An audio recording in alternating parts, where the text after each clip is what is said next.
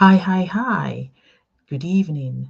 So, today we are going to be gently unpacking why relying on one stream feels riskier now, even for successful professionals. Okay?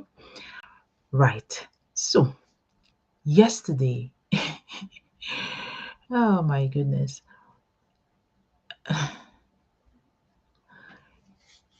Yesterday, we looked at earning permission to want more. Okay? So, today we look at why that more is no longer in luxury but in necessity. And I'm going to talk about it in three parts. So, I've decided to be a bit more structured. I feel like it looks like as if I'm not as structured. And this is a whole learning, like learning is constant. This is what I always say about life. You're always learning. It's not as if I'm I'm not good at talking, but I can get better. So, part one of this conversation is part one of the topic of what I'm going to talk about is in three parts. Part one is looking at the new reality, which I'm going to talk about. And then part two, we'll be talking about defining the true security. And then part three will be the connection to time. And then I always try to have one question for you to go home and reflect on. And if you want to, you can respond to in the comment section. Okay. So now this is our new reality. Yesterday, we earned that permission to want more. Right? We talked about giving yourself permission to want more. Now, the new reality is this you have sacrificed your time. You have sacrificed for over 10 years. Some people have worked for 5, some have worked for 10 years plus. It doesn't matter. You've worked for some time and you have traded your time for a promise of security, pension, promotion, stability. You were good employees. You are even still good employees. But guess what? The contract is changing. That is our new reality. Yes, it is changing. You see, as professionals, some of us are managers, some of us are senior managers, some of us are even junior managers, but most importantly, we are all professionals. We know that companies prioritize shareholder value, not employee tenure. And what does that mean in simple English? It simply means that they can turn their back on you tomorrow. They can turn their back on you tomorrow. And a typical example, I don't know if you guys remember January 2025. Early this year, many people had celebrated Christmas and the New Year, and they were all coming back to work, ready to begin the year, start their goals. Perhaps some of them had goals that they wanted to look into working on. Everybody came in as normal. And then I'm not going to mention his name, the president, but you all know the president of the United States decided that he was going to lay off over 9,000 people. Just like that. And these are people that are working for the US government, not even in the private sector. So, what does that tell you? At the end of the day, I mean, there are nuances to these things, but the bottom line is this: over 9,000 people were without jobs. And that is the reality. So they would restructure, they will call it all sorts of names: restructuring, optimization, outsourcing, contracting. Those are ways to bring down manpower. Because why? The world is changing, right? And again, there are other factors. Yes, the economic factors, they are trying to think about how to save costs. Things have become more expensive and they just want a way to reduce the expenses. But ultimately, they are restructuring. Once upon a time, the economy could accommodate the number of us that are working, but now it is shrinking. Organizations can change. Can organizations, 1 minute, please. You can walk into the office tomorrow and you are you can get in. And to be honest, it's not your fault, okay? And this is why this is a risk. I like to call it the risk equation because relying on one employer's health or one industry stability or one executive board's decision is now the most riskiest financial decision you can make for your family. You It is. I think we are in that time and era where it's no longer enough to rely on one source of income. Simply because even if you are a two-income household, even if you're a two-income, sorry, I'm just sharing it. Enough to rely on one source of. So even if you're a two-income household, but you are both working for one employer each, it's still not, it's still a big risk. And this is what I said yesterday, or taking me back to yesterday, that you have to give yourself permission to want to earn more and have different streams simply because it is financially responsible. Now, there was a time, yes, that it was one person and it was okay, or it was one job and it was okay. But now it is no longer enough. It is now a risk. It is absolutely a risk to rely on one job or one source. So security of today is an active measure, okay? Not a passive guarantee. And that is one thing you need to understand, because if everything were to be cut short today, I don't know what is it going to be for you. And this is something for you to reflect on. And this is the new reality. Okay, so I've given you like some points on the new reality. Now I'm going to move on to part 2. Let me just bring it up. Like I said, defining true security, the pivot to adaptability. Security isn't a contract, it is now a system. Yes, that is what it is. And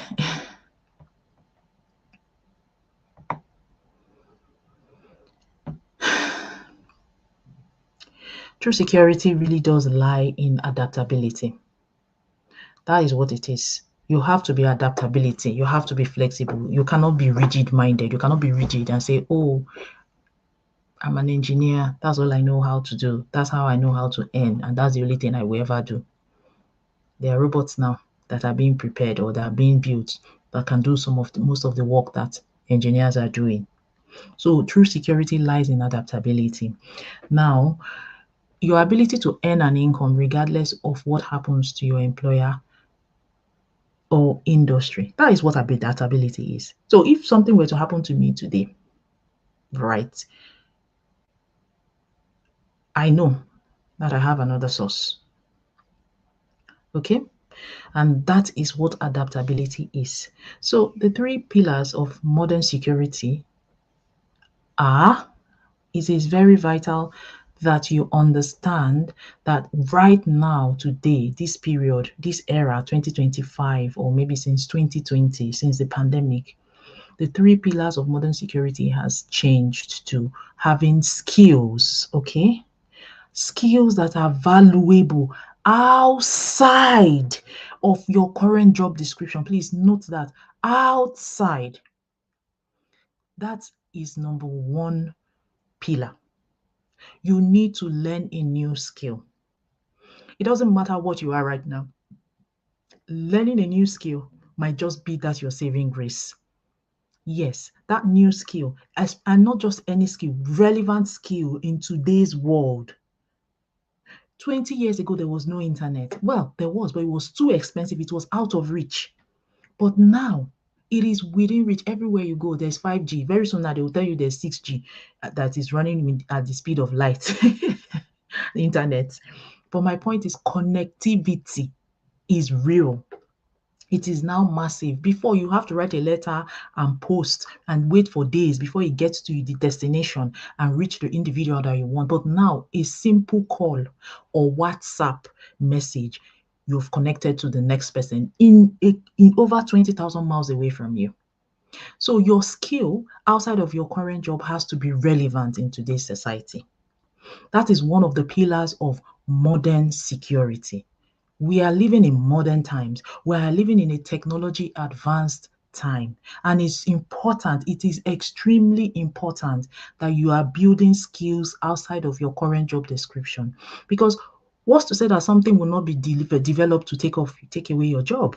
What's to say? We don't know where the world is moving to. But you have to be adaptable.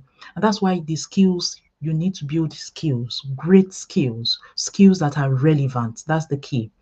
The next thing or the next pillar is network. Oh, I cannot even overemphasize the importance of this. Before, it used to be network where you go to, networking used to mean something different where you meet with these people, you connect with them, and then that's it. No, you build now connections that goes beyond your company's walls. So outside of your immediate work environment, it is important to expand your network base. Again, that is a pillar for modern security. We are living in modern times. I want to remind you of that. And then thirdly, the third pillar, hey, leverage. Leverage. Very, very, very, very important.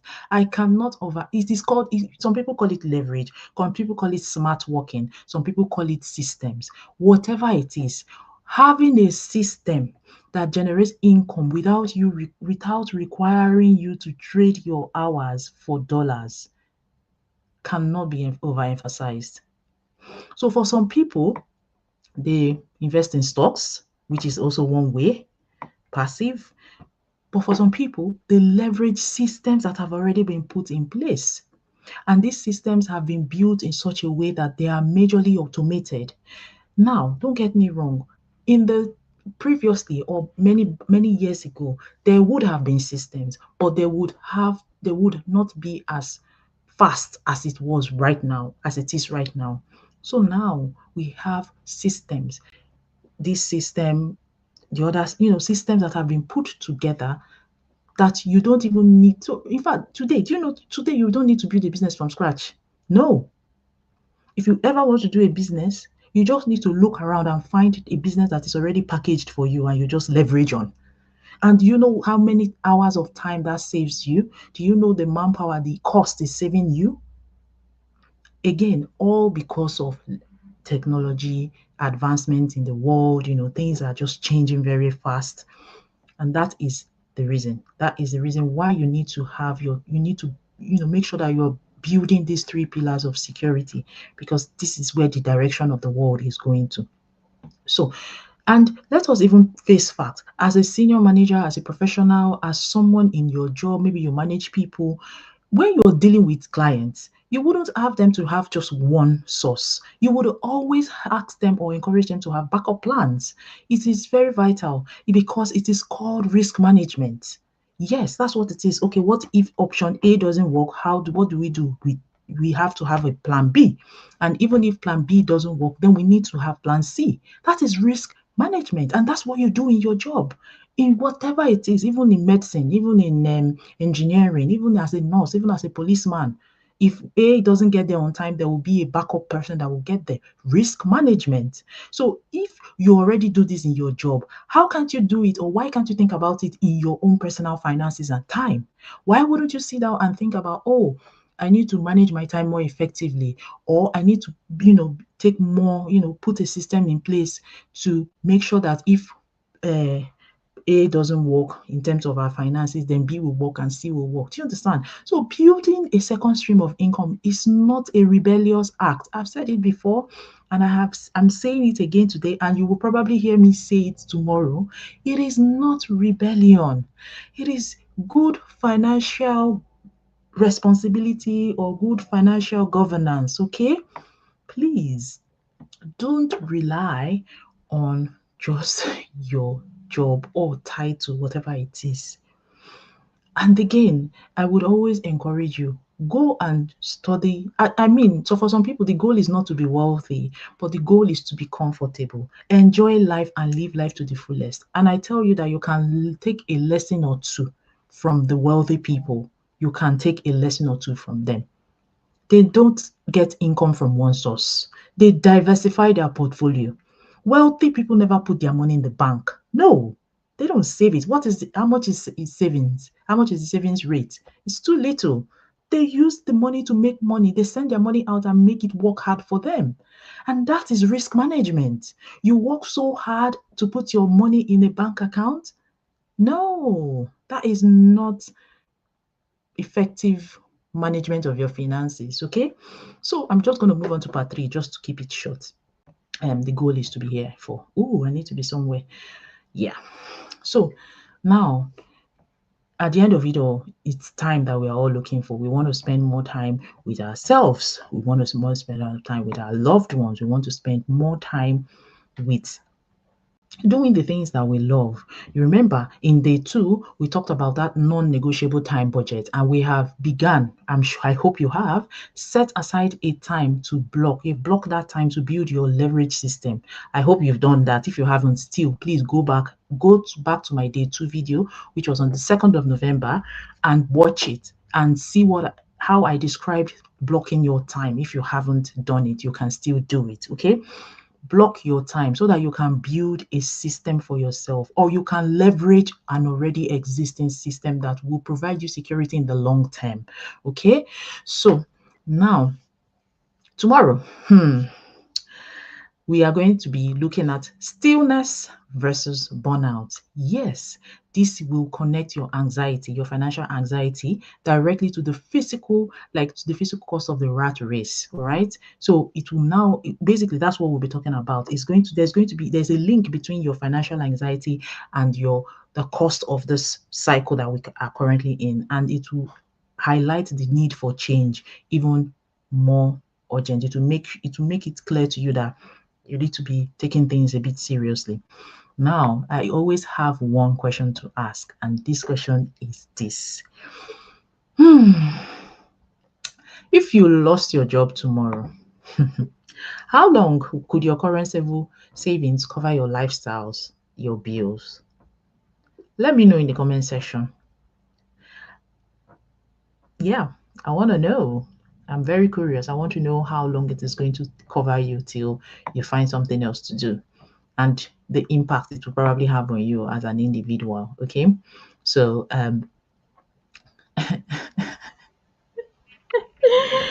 if this question I've just asked you, it makes you feel worried or it makes you feel anxious, that is your sign. That is your sign to take action. Okay, so let me know if you agree also as well that risk has shifted, right? So now again, if you are ready to apply your high level management skills to building true security, or even if you don't high level management, even if you are ready to just build true security for yourself, please go to my page. Look through my page. You would see where you can watch a video about my own digital business model, and you can decide if it is something you want to go ahead. My email is there. My WhatsApp number is there. You can even chat with me on Messenger, whichever you prefer. Okay. And I'm just going to remind you, tomorrow is a session you do not want to miss. So turn on your notification bell so that you don't miss day 5, because it's a topic we often avoid. Rest and burnout. Many of us are burnt out. We don't even know we are burnt out until the day we just drop. God forbid that happening to us. You do not want to get to that point. Okay? So stay tuned, and I hope to see you tomorrow. And I hope this has given you good thing to reflect on anyway. And yeah, I'll see you tomorrow.